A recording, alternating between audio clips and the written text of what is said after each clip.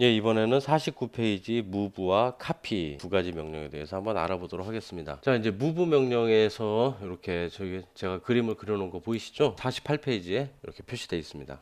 자, 무브 명령을 하실 때는 이렇게 이동할 물체를 선택을 하고 첫 번째, 그 다음에 두 번째는 이동할 기준점, 요 기준 이렇게 해서 기준을 이렇게 선택을 해주고 이제 이 기준점이 어디로 갈 건지 이렇게 마지막으로 두 번째 변이를 지정해 주면 됩니다.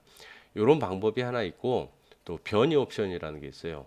그래가지고 여기 기준점을 지정하지 않고 상대적으로 이 물체가 어디서부터 어디까지 이동한다라고 지정해주는 방법이 또 하나가 있습니다. 요 변이 옵션은 D를 입력하면 되는데 D를 입력하고 그 다음에 입력하는 것은 원점을 기준으로 그 차이값이 돼요. 즉 델타 X, 델타 Y 또는 L의 그 거리만큼 다음에 꺽쇠 넣고 지정한 극좌표 각도계로 이렇게 표시합니다. 근데 여기 표시된 거 보시면은 골뱅이 사인, S사인이 없죠? 우리 아까 봤죠, 예전에 S사인이 없는 경우.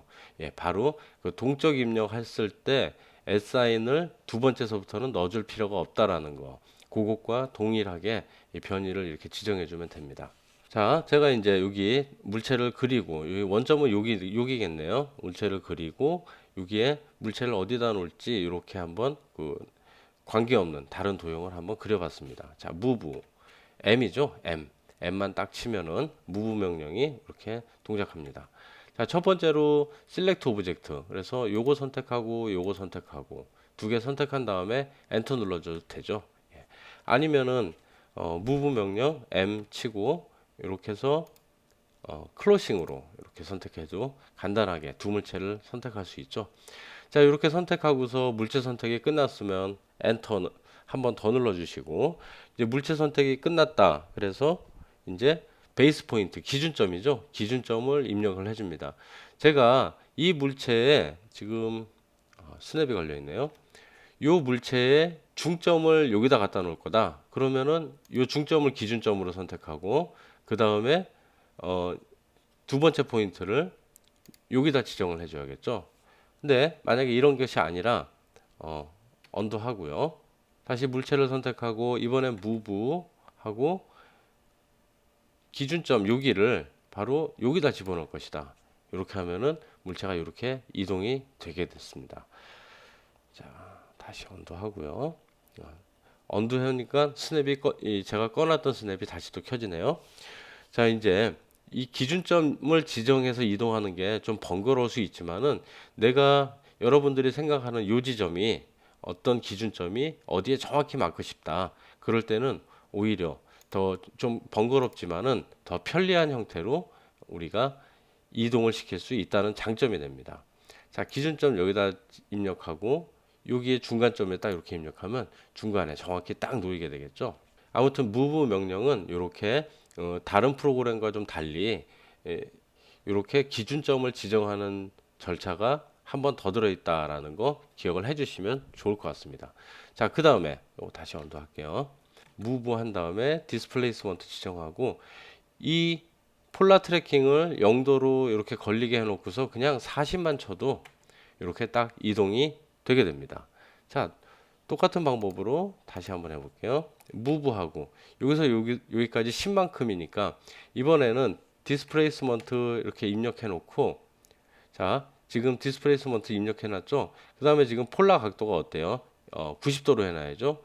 폴라 각도를 90도로 해놓고 이번에는 위로 딱 들어맞게끔 10만큼만 10이면은 x 값이 아니에요. 여기서는 바로 변이의 랭스 값입니다. 길이값 10을 입력하니까 요 사이에 이렇게 딱 들어맞게 됐습니다. 우리가 그 상대 극좌표계나 아니면 상대 좌표계로 입력할 때 디스플레이스먼트 옵션을 쓰면 sin 빼고 dx나 델타 x나 델타 y만 입력하면 델타 x, 델타 y를 입력하면 되고 상대 극좌표계로 입력할 때는 폴라 트래킹 기능을 쓰면은 기린만 입력하는 걸로 이동 거리를 딱 지정할 수 있다라는 거 그거를 좀 기억해 주시면 될 것 같습니다. 자, 그 다음에 이번에는 카피 명령을 한번 알아볼게요. 카피 명령도 거의 똑같습니다. 그렇게 해서 제가 cp 카피 명령은 CP입니다. 약자가. 그래서 제가 카피를 쓸 때 C와 P를 대문자로 썼죠.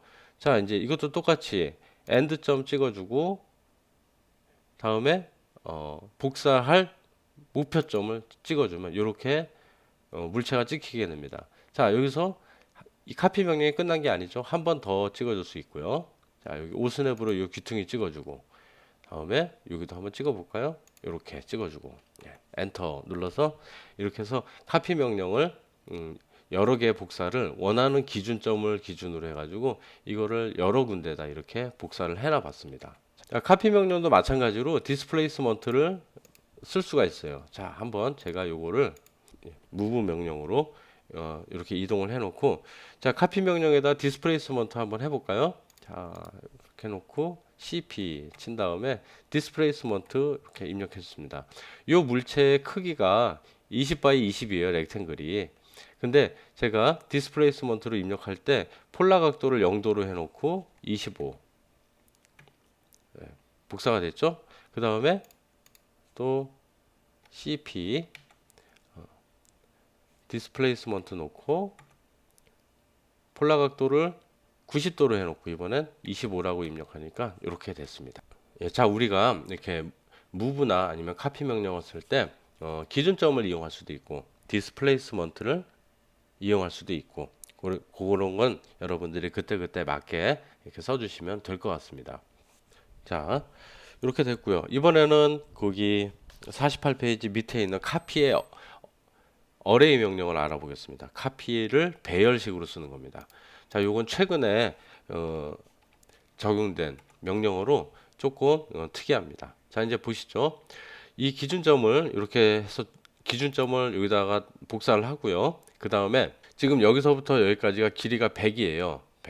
100이니까 총 5개가 들어갈 수 있죠. 여기 빈칸에 기준점을 지정하고 두 번째 점을 지정해 줄 때 여기다가 A라고 해서 어레이 옵션을 집어넣을 수가 있습니다. 어레이 옵션을 집어넣고서 자, 여기다가 몇 개를 집어넣을 거냐? 이제 내가 5개를 집어넣겠다라고 이렇게 입력을 해줬습니다. 그 다음에 이제 세컨드 포인트를 지정하게 돼 있죠. 자, 세컨드 포인트 지정하는데 보세요. 자, 지금 제가 세컨드 포인트를 어디에 지정하냐에 따라서 이렇게 물체들이 여러 개가 만들어지는 걸 보실 수가 있어요. 자, 여기다가 제가 요거 하나의 간격만큼만 이렇게 딱 벌려서 이렇게 지정하겠다. 이렇게 해놓으니까 지금 여기가 5개가 이렇게 꽉 차는 형태의 도형이 만들어졌죠. 예. 어레이 카피 명령에서 두 번째 포인트를 지정하기 전에 A를 입력하시면 이렇게 어레이가 만들어집니다. 즉 배열이 만들어지는 거죠. 자, 이번엔 비슷하게 이번에도 카피 명령을 입력해 주는데 물체를 선택하고요. 선택 끝났고 그 다음에 베이스 포인트 이번에는 베이스 포인트를 여기로 해줄까요? 여기로 해주고서 두 번째 점 지정해 주기 전에 어레이 이렇게 해서 A를 입력해 줬죠. 그 다음에 이제 들어갈 물체의 개수를 선택해라. 이번에 4개만 한번 해보겠습니다. 4개만 선택을 해보고서 이번에 세컨드 포인트를 지정하기 전에 F라는 옵션이 있어요. fit 맞추다. 거기에 딱 맞추다라는 뜻이죠. F를 제가 선택을 할게요. F를 선택하니까 두 번째 포인트까지 이 물체가 이렇게 딱 채워지는 거 보실 수가 있죠. 아까는 이게 두 번째 물체의 위치를 지정했는데 지금은 이 어레이의 끝에 물체를 지정하게 되어 있습니다. 자, 그래서 이렇게 클릭해 줬더니 이렇게 요 간격 안에 딱 4개의 물체가 이렇게 채워지는 걸 보실 수가 있어요.